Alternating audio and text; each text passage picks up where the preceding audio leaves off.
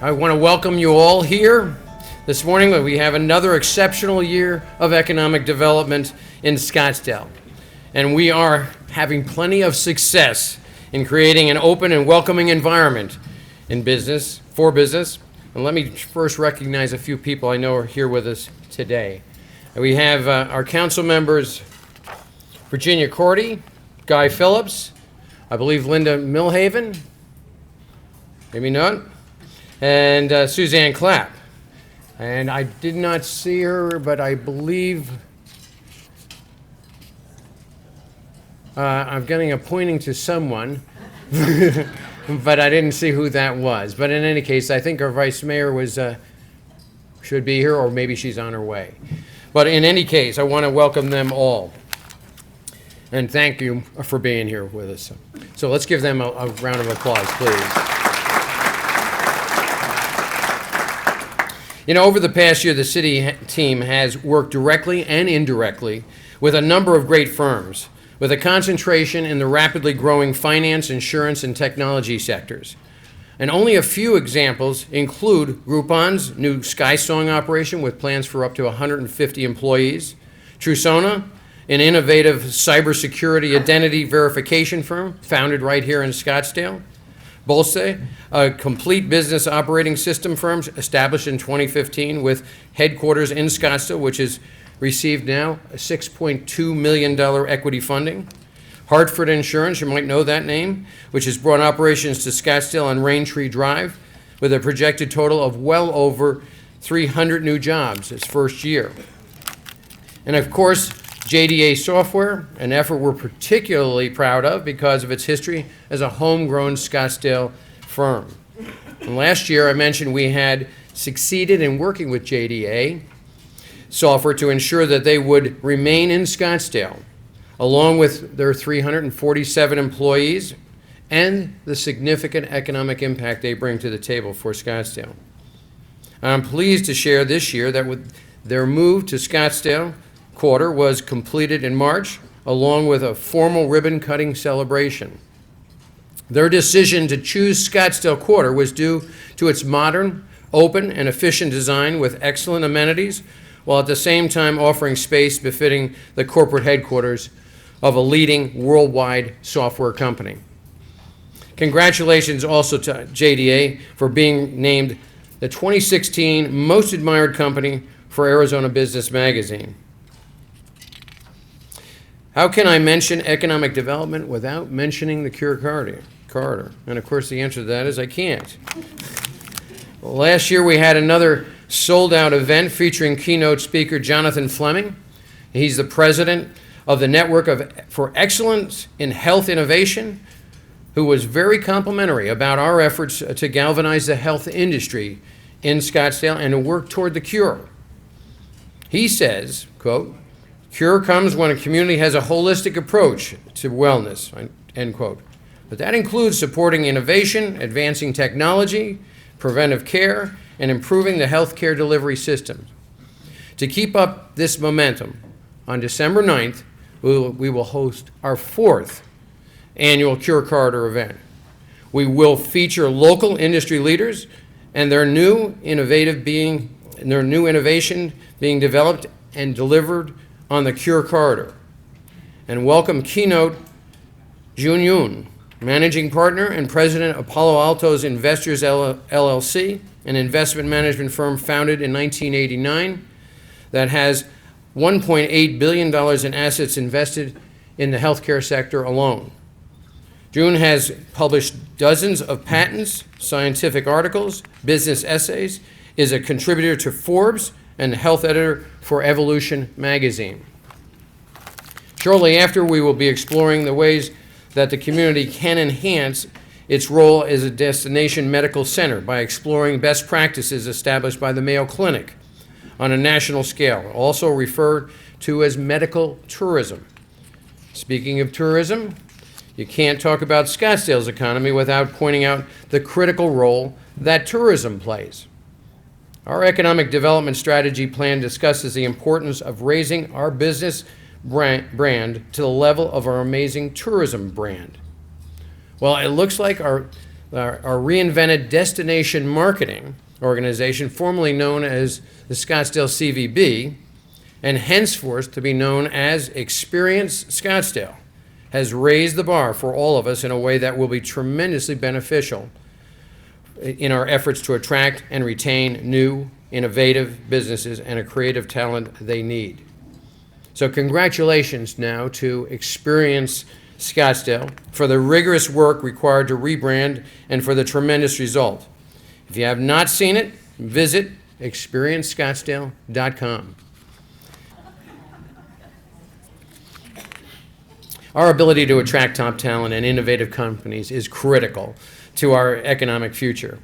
With disruptive technologies emerging everywhere you look, such as autonomous vehicles, testing by companies like Google, Uber, and Cruise occurring in the Valley and right here in Scottsdale. And the next new thing will be literally right around the corner. And that's why I recently proclaimed Scottsdale as an emerging technology and autonomous vehicle-friendly city in support of Governor Ducey's many efforts to advance and support these industries, as well as to demonstrate Scottsdale's desire to stay out of the way of business. One final critical component for business growth is, of course, access to capital. And with capital in mind, I'd like to thank our sponsors for today's events: Arizona Bank and Trust, Alliance Bank of Arizona, and Caliber Wealth Development Company. I'd like for you to please give them a hand.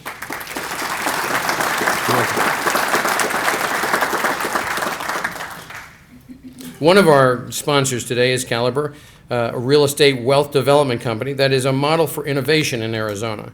Caliber is one of the state's first and Scottsdale's first private company preparing to go public by taking advantage of new SEC rules recently enacted called Regulation A+.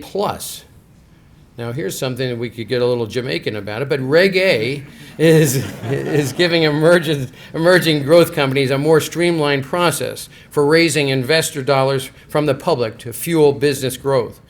I encourage you to learn more about this process to benefit your company, as well as to share the concept with business leaders you may know and might be seeking growth revenues. There's so much more I could say about all the positive economic development here in Scottsdale, but we have a full program to get to. So without further ado, please help me welcome my council colleague, Suzanne Clapp, with 40 years of broad management experience in manufacturing, distribution, and retail operation. She knows business. Suzanne?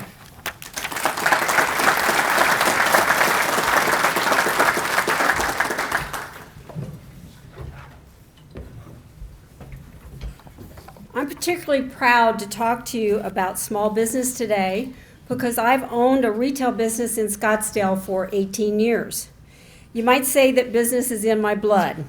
I've been in one form of business or another for actually 45 years. It's more than 40. I think that was an old script from 4 years ago. Some of that time I worked for other companies, but the majority of time I've been my own boss. And to illustrate my long-term commitment, I'd like to take you back to a time when I was a really small business person, small in the sense that I was 10 years old. I worked out a plan with my brother, who was 5.5 years older than I, where we would start a business so we could have enough money to go to the movies or to buy a few things.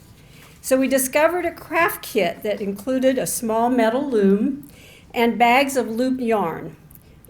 We weaved the multicolored yarn on the loom according to the directions, and the finished product was a rather sturdy and rather serviceable pot holder. Now my brother fancied himself the manager since he was older, so I became labor. He bought the yarn and other items, and I very seriously worked to produce the stacks of pot holders. My brother recognized that people might buy pot holders more readily from a little girl than they would from a teenage boy, so then I changed hats and I became the sales force. I went door to door and sold our pot holders at 25 cents a pair. And at that time, that was a big ask in my neighborhood. And I sold all of them. So we started the production process all over again. And I had no fear of talking to my neighbors into buying my products.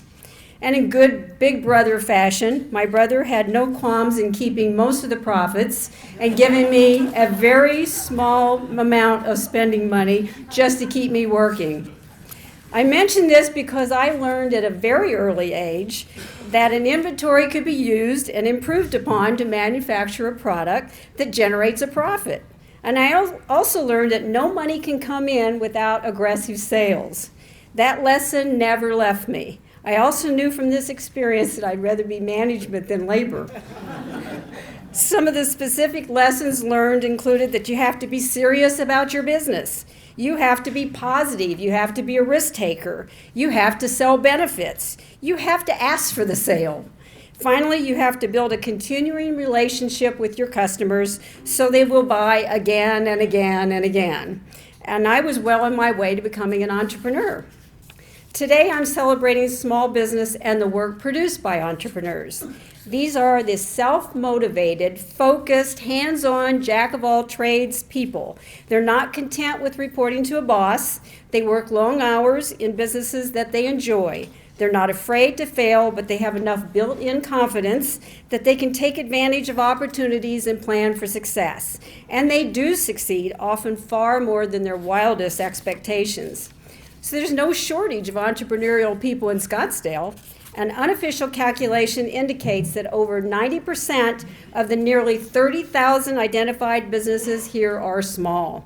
Our Economic Development Department generally defines small business as firms employing 10 employees or less. Each one has an economic impact larger than you might expect.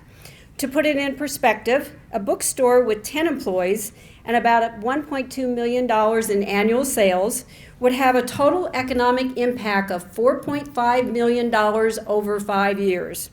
That same store would generate a little over $125,000 in direct revenue to the city in those 5 years. This amount includes property tax, sales tax, and state shared revenue. Yet, in addition, each of those 10 employees, if they live in and they shop in Scottsdale, generate income for other businesses when they spend their payroll dollars here. They buy food and clothes and gas and all the many products that the retailers sell. So according to the studies referenced by Local First Arizona, for every $100 spent at a locally owned business, $73 remains in the local economy. So small business is critical for the economic health of Scottsdale. It's no accident that our city is recognized as one of the best-run cities in the entire country. Many new businesses have located in the city in the last few years, partly because of our business-friendly attitude. They've added many thousands of jobs, which contribute to increasing revenues and activating greater economic activity. The city of Scottsdale has also created a positive environment for our existing businesses to remain here and to expand. The city is offering a variety of programs to support and encourage small businesses in partnership with the Scottsdale Area Chamber and countless volunteers. The Eureka Loft at our main library hosts Startup School to help small business owners, or even those dreaming about a business, to learn through workshops how they can develop a successful company and product. Eureka Loft program saw more than 1,500 attendees last year with a 90% satisfaction rating. We offer a printed guide on developing a business plan, how to obtain financing, and guidelines for local, state, and federal permits and procedures. This year, the city delivered an 8-week speaker series called Connect the Tech, providing mentors and support from local business leaders. This program attracted more than 100 participants and involved companies such as Parchment, HubSpot, Tallwave, and Wasabi Ventures. I'm fortunate my small business has survived for 18 years. Anyone here knows what the struggle was during the years of 2008 and 2009 and 2010 and even into 2011 to keep your businesses operating. The recession affected all of us. The assistance from the city to entrepreneurs helps many of my colleagues to stay in business. Our economic development people tell me that 7 out of 10 new employer firms survive at least 2 years. Half last 5 years, and a third stay in business at least 10 years. Only a quarter of small businesses remain after 15 years. Successful entrepreneurs can be 10 or 110. male or female, rich or poor, people with degrees, and those who never graduated from high school, and from every ethnic group. That's part of what makes it fun to run a business. It makes it exciting. It's all generated by the energy and determination of you, the business owner. You can't call in sick, you probably have to work long hours, and you can't blame success or failure on others. You are in charge. If you live in fear and lack confidence, then the life of an entrepreneur is not for you. Business is all about relationships. All the analytical tools and guidelines to success will not help if you cannot build loyalty with your customers. I will always shop with a local business person who has earned my loyalty. I will drive a longer distance to maintain that relationship. And I know that 80% of my own business is based on repeat customers who know me and know that I stand behind my products and my service. But I don't mean to say that workshops and programs are not beneficial. They're very necessary to help any kind of a business. The small business assistance offered by the city and its partners can mean the difference between just coasting along and making a small profit or developing a clear path for action that can make a business truly successful and highly profitable. Soon there will be yet another exciting resource called 1951. It's named after the year Scottsdale was incorporated as a city, opening its Sky Song on October the 19th. 1951 will be a 7,000 square foot co-working space featuring entrepreneurial services, mentorships, and educational programs and workshops. For the first time, mentoring at Sky Song will be scalable so it can cater to larger and startups and groups. Draper University as well as ASU Venture Development will have a presence in this space. We're looking forward to its launch and positive impact on the Scottsdale startup community. In short, Scottsdale loves its small businesses. In the upcoming holiday season, please make it a point to shop local. You will not only support Scottsdale businesses, but you'll contribute to improving the overall economic health of the city. So thank you so much for listening to my thoughts today. And now I'm pleased to introduce our Economic Development Director, Danielle Casey.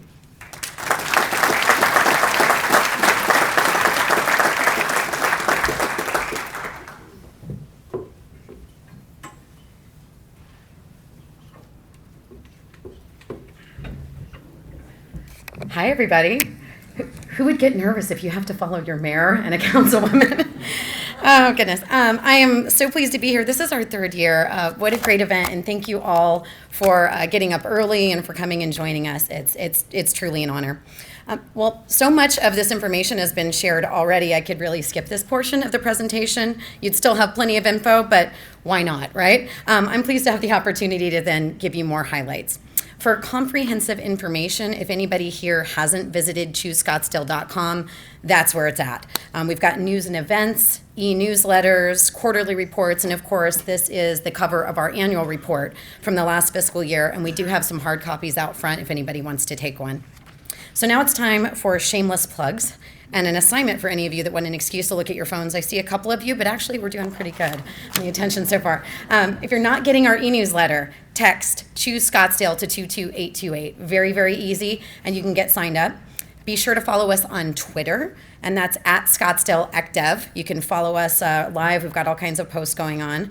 And today and whenever you hear about something that you think is pretty cool for business or talent, use hashtag #SwipeRightScottsdale, and I'm going to get into that a little bit more. And in fact, if you use it during this program today, you might get a prize, so come see our team afterwards. Finally, if you're a Facebook enthusiast, you can also follow our activities as well as watch many of our programs and events live. Another reason I'm nervous, we're streaming live right now. All right, so all of our efforts in economic development obviously focus in some way on job creation or retention and economic impact, and we track these measures carefully. Last fiscal year, we worked directly with companies representing 1,183 jobs in the first 12 months of business, with an average wage of over $67,000. This is nearly identical to our 2015 job claims, but an average wage of $10,000 more. So we feel very good about that. This adds up to a total economic impact over 5 years of $1.5 billion. Our team conducted 111 direct business outreach visits, which is a 10% increase over the previous year. Thank you, Bob Tunis, on the team for all of that work.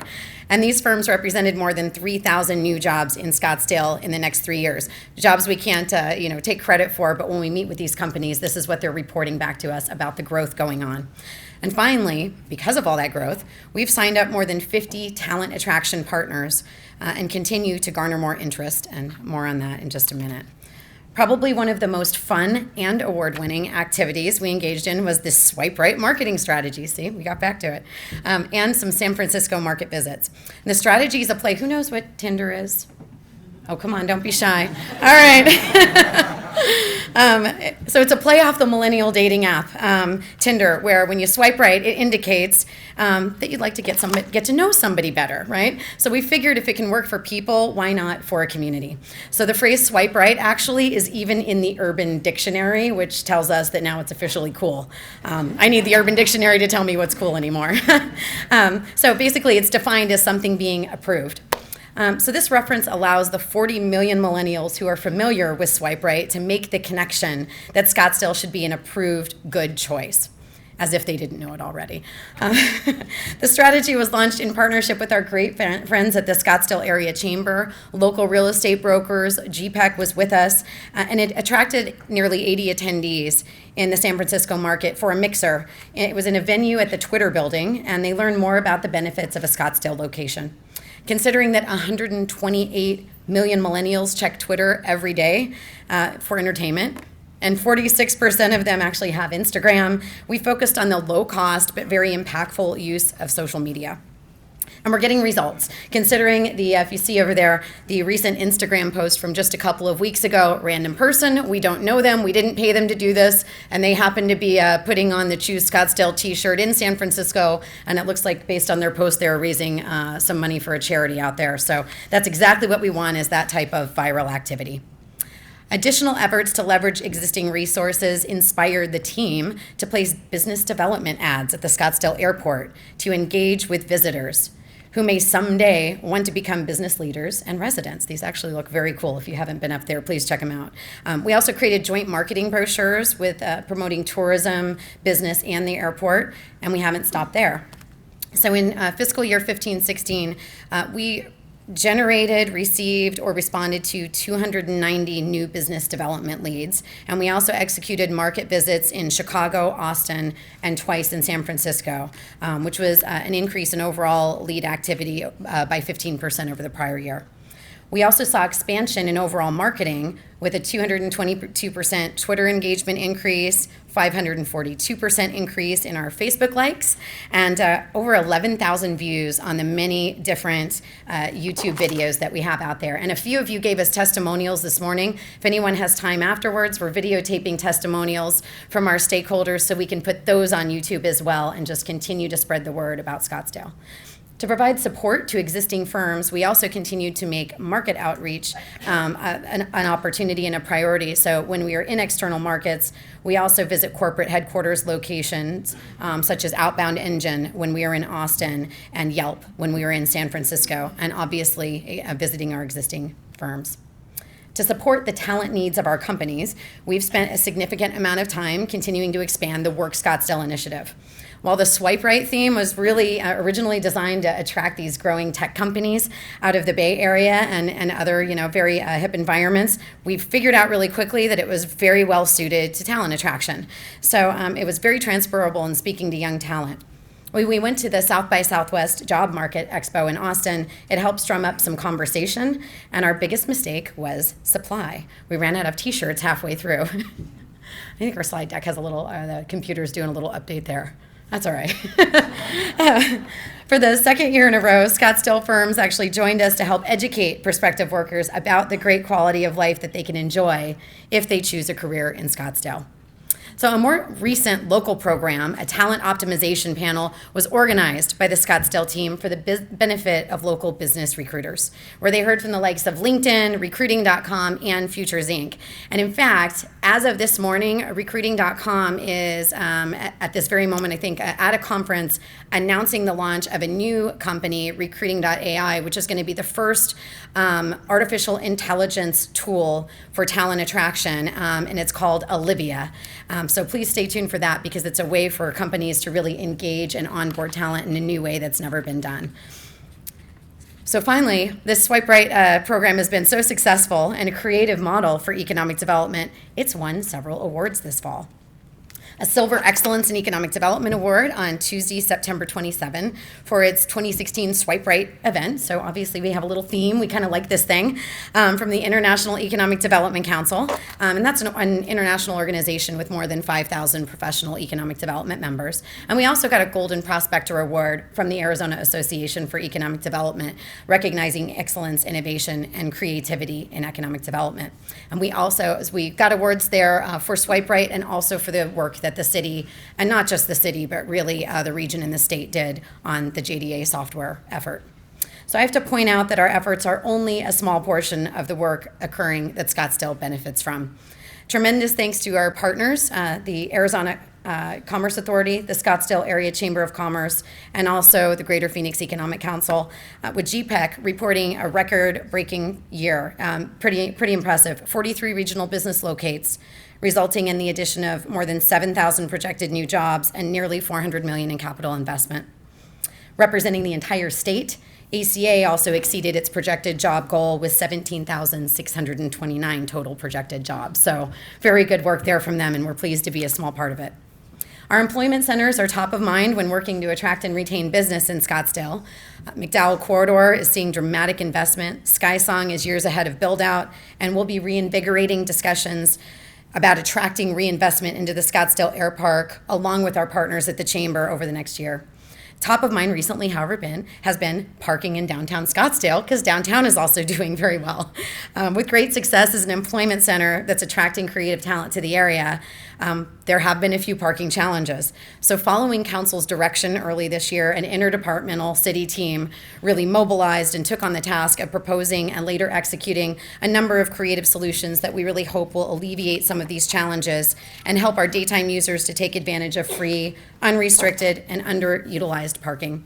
And these include enforcement, lowered hourly restrictions in certain areas, and a downtown express morning trolley service. This is us getting on the news on the first day of the trolley starting. So for more information, please visit the city website and search for those maps and all of that info. And stay tuned for a fun promotional effort that we're about to launch.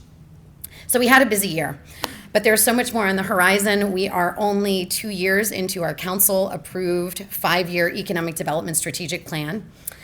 Soon, through the services of a qualified third party, we're going to be conducting a business perception feedback survey to get their thoughts, from the business community, and ensure that our efforts over the coming years remain focused on their needs. So stay tuned for your personal invitation by email to participate.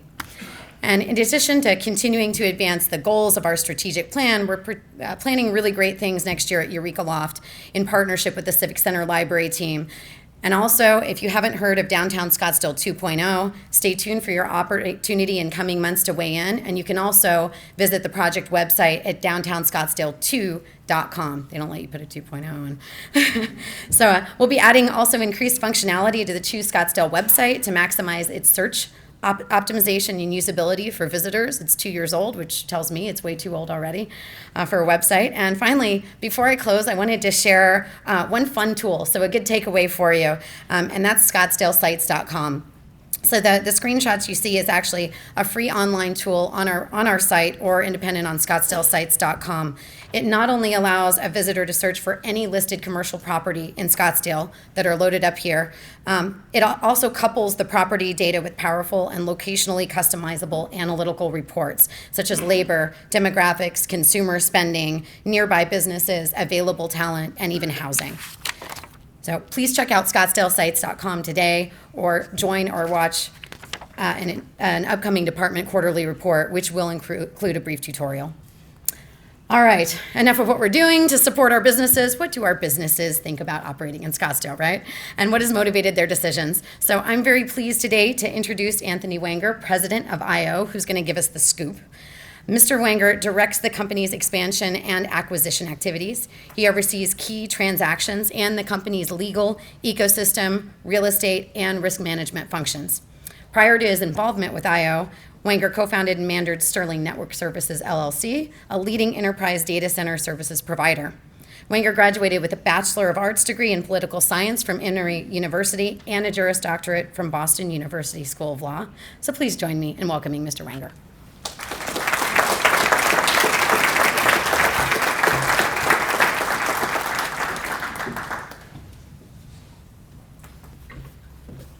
Let's see if I get this right. Although the joke in the office is that I don't need a microphone. I tend to be loud.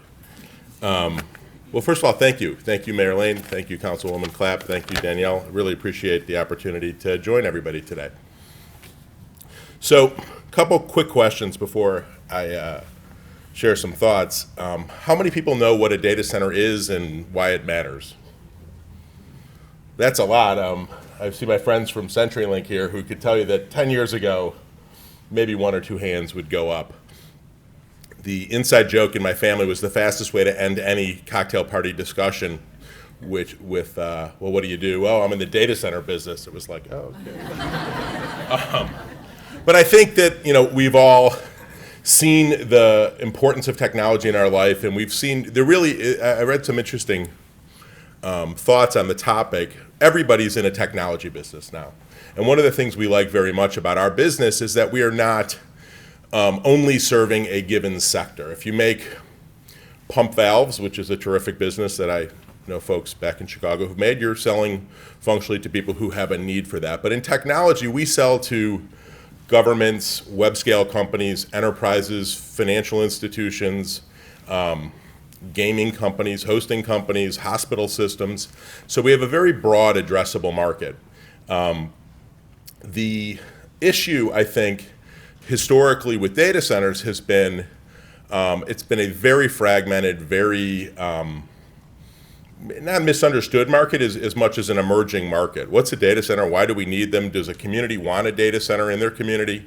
And I think the answers have continued to come back in a really positive way for those of us in the data center industry.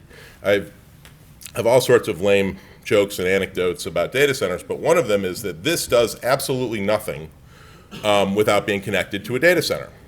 But we've now decided to put handheld computers, literally billions of them, in everybody's hand all across the world.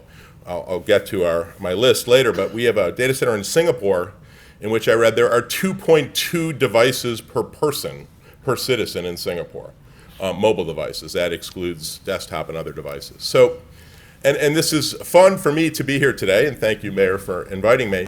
We're 2 doors away from where we launched our business. IO is now a global data center provider. We have operations in Scottsdale, Phoenix, New Jersey, Ohio, Singapore, and London. We also do business in Hong Kong through our partnership with CenturyLink, who have, even before you were CenturyLink, when you were Quest, and I think even before that, were great partners to us. The story of our business, and I was also a 10-year-old entrepreneur. I had a little sister helping me, so she did all the hard work. But the story was that my partners and I saw a need. No one was filling that need, which was these data centers are complicated and expensive and absolutely best built at scale. If you're going to build a data center, and these words get overused a bit and I think the commercial context, but there really are economies of scale. An engineer will tell you that you're better off. It's not unlike the A380 jumbo jet. You can just simply move more people per mile at scale, and you can deploy more conditioned power. What we do in a data center is we take raw energy from the utility, we back it up, we condition it, we make that energy available to computers. And the difference between computers in your house or even this building is if you have a voltage sag or surge or flicker, most office buildings, that's really not a showstopper. It might, dim the lights or make your clock radio blink. But in a data center, because the systems are binary, it's a calamity. And there's what's called a cascading failure. If you lose power, you might lose your storage array, and if you lose your storage array, you could lose your database. If you lose your database, now nobody can get to the front door of your business. So these things are best prevented versus allowed to break and then fixed. And so what we do is we condition energy and deploy it to the computers. We also make available, there's really three big functions that go on a data center. They are CPU, the chips that process data. There's network, that's the in-out, that's a play on our name, I/O. The input-output of a given system, it's I/O, is where the network layer occurs. And then storage, increasingly we're storing all sorts of data. Those of you who have kids or grandkids or friends that are younger know that they spend most of the day creating new data for me to store by taking selfies of themselves and sending it back and forth to each other. So it sounds like people have a familiarity with the data center. I'll jump into our story quickly. So we are Scottsdale, I guess, Scottsdale born and we grew out of a Scottsdale location. We actually started on Scottsdale Road. We sold a business in downtown Phoenix and immediately said, hey, let's start over. We want to start over. We want to do this one our way. We want to do this near our house, and we want to do this where we want to locate it. And so we started meeting at the Good Egg on Scottsdale Road. Being here is really quite entertaining for me because we're 2 doors away from our data center, which I found on my way home. I lived in North Scottsdale at the time. And said, well, wait a second, there's some huge, big metal-clad transformer and electrical boxes. Like, maybe there's electricity up in this building in the perimeter center. So I called my friends at the utility, and they said, there is a lot of electricity, and that's become like a high-end office submarket. Really, it was originally sort of envisioned as more of a mixed-use submarket. Well, yeah, we could probably spare the electricity there. So we went to work, and weeks after we sold our first business, we were back in business. We had to write out a non-compete and all that stuff, which we did. And so we launched the I/O business January 1st, 2007, 2 doors from here at our Princess Data Center. We filled it up. A couple years later, went to Phoenix. There's a large building that we acquired. It was the former La Nature's water bottling plant, if folks are familiar with it, at 48th Street. We acquired and redeveloped that building. And since the Scottsdale building, which I'll just say as a sort of white-knuckled entrepreneur, was absolutely speculative. We said, we're going to build this thing and make it work. And so I think balancing risks is always something you have to do as a business person and an entrepreneur, but that doesn't mean taking no risks, because if you take no risks, you get no reward. So we said, we think that this will work up here, and we think our customers like to be up here.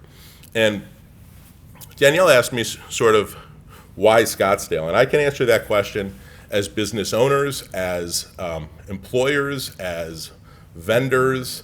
And the answer is Scottsdale's fantastic. Our employees like to be here. Our customers like to be here. We have literally across the street, there's a hotel. Well, that's incredibly helpful to us if somebody's coming in and out, because the one thing about the data center is most people don't have to pay a lot of attention to it, but if you are in IT or security or risk management, you spend a lot of time in the data center, physically going to the data center.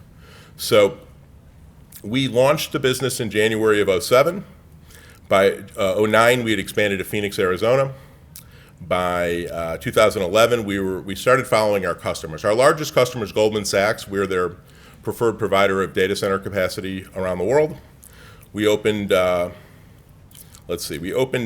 New Jersey for a big company called Allianz. It's an insurance conglomerate you may have heard of.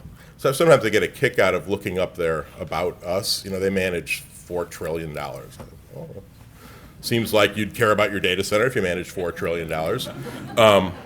I don't manage anywhere near that, and I care about what my things are doing.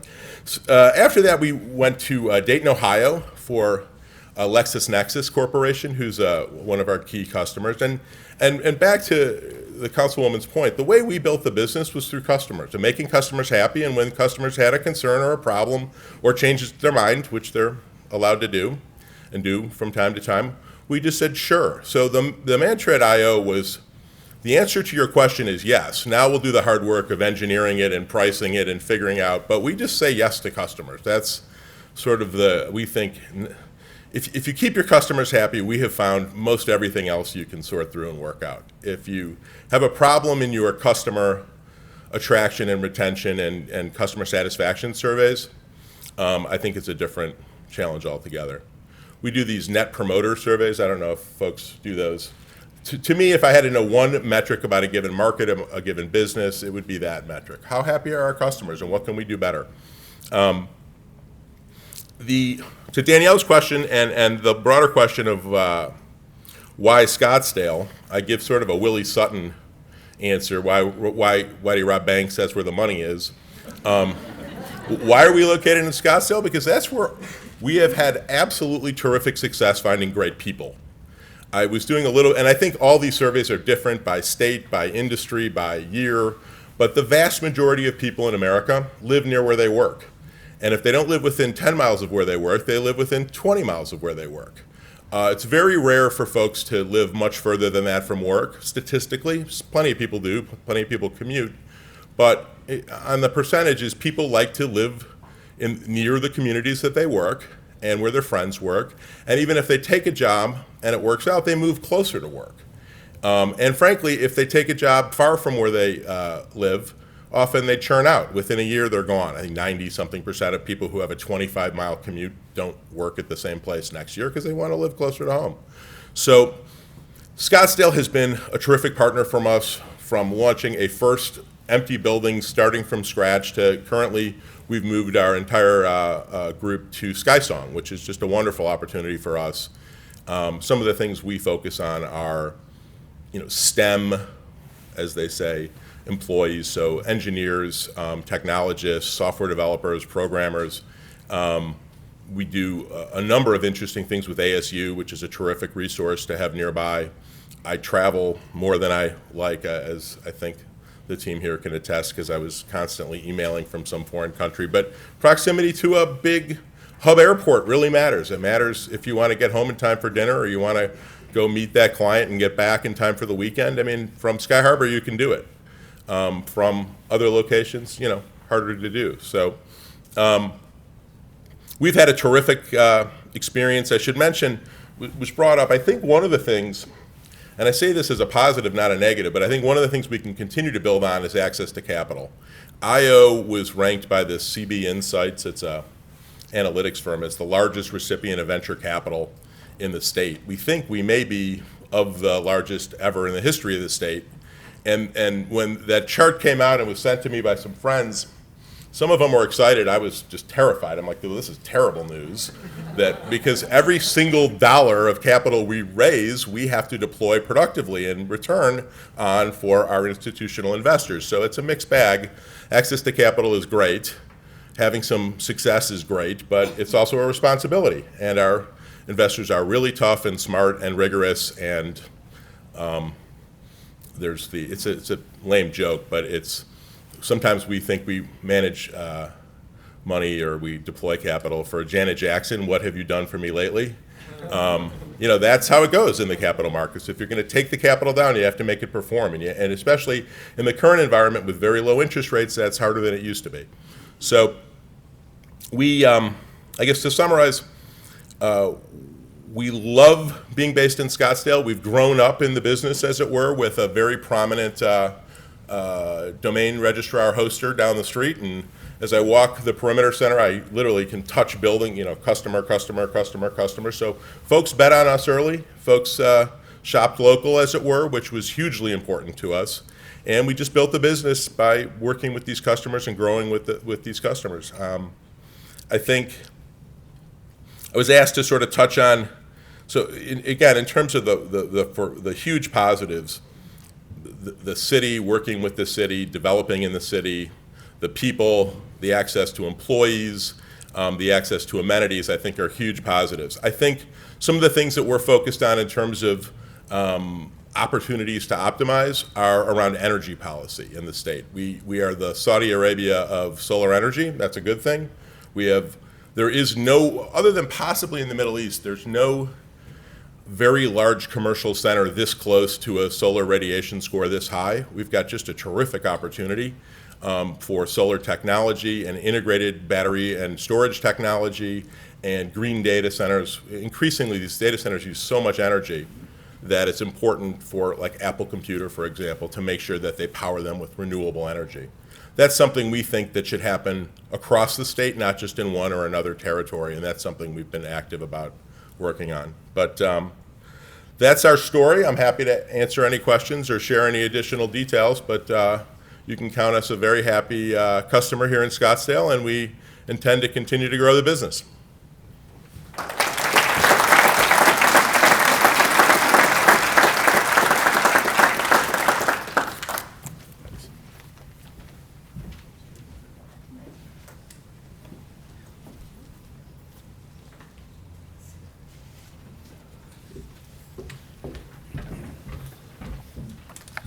Well, thank you very much, Anthony. It was great to have you here, and I really want to thank you all for your attendance today. And I'd like to also please give Mr. Wagner another round of applause.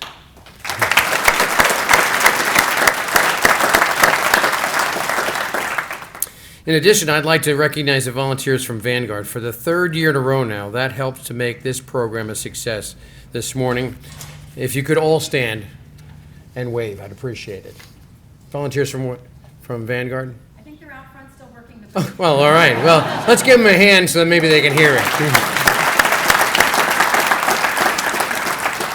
Thanks also to the staff that organized this breakfast and to our friends with the Scottsdale Area Association of Realtors for having such an amazing venue in Scottsdale for these types of programs. So thank you to SARS for that, please. Thank you.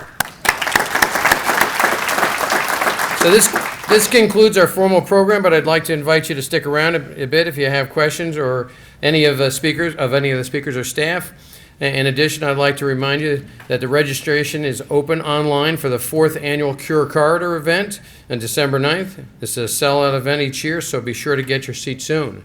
Again, thank you very much for being here with us. It's been a delightful morning to spend with you all, and I think we all gained a little bit of information about what's going on here in Scottsdale. So thank you very much.